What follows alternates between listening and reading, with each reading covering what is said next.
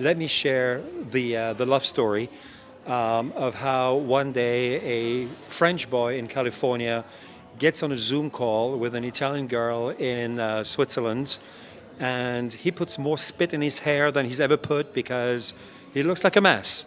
But this girl looks really beautiful. And then she smiles, and he really falls in love with her. And so he tells her that he's going to marry her. And so it develops. It's the middle of lockdowns, so no possibility to get to know each other other than through talking and filming. And so we got to know each other really well. And one day, out of the blue, she says to me, "Do you think we could do a magazine?" And I pull out my phone, I open my Bank of America app, and I'm like, no, that says no. That says hell no, not happening. But then you know what it's like. You want to make somebody happy, right? And so we figured it out. Learned Photoshop, learned InDesign. And sure enough, 3 months later, which was actually, so February, March, April, May, June, the first issue is born.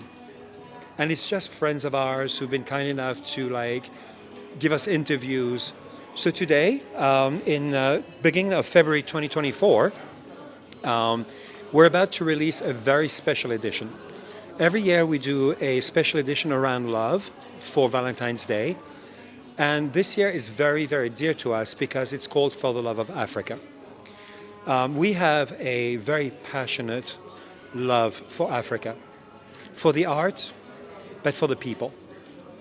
We have been welcomed. We have met people of such depth, of artistic talents, and it has been such an incredible opportunity, an honor to speak to people and to discover what it actually is to be African. Because as you know, you've traveled, you go to Europe, you go to America, you're told what African is, right? Who they are, what they do.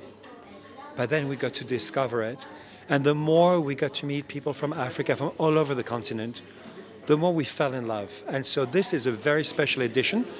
It's a special edition to the point where it's 380 pages, 18 artists, and yet we still felt that we only scratched the surface. So we've decided to create a page on our website, on the Art Talk magazine, called For the Love of Africa. And we're going to add more and more and more interviews of artists, of curators, of journalists, of fashion designers, of writers, that is really going to start painting a beautiful picture of the continent. And that's why we called it, and you said it very well, Falling in Love Again. There was the falling in love between two people, and then there's the falling in love of these two people who, hand in hand, are walking down the same path in the love for Africa. And so I think what's interesting, and we had this conversation very quickly, is this is actually a passion for us. It's not a job at all. We have jobs. Karina works in logistics, and she's very good at it. I work for a company that actually creates wireless energy.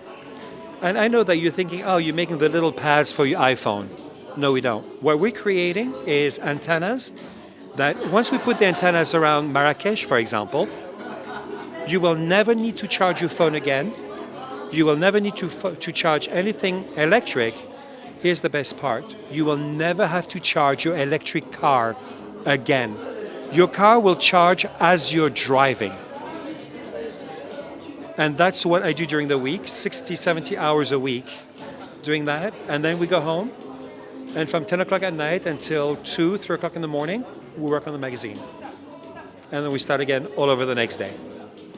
So that is the story of the Art Talk magazine.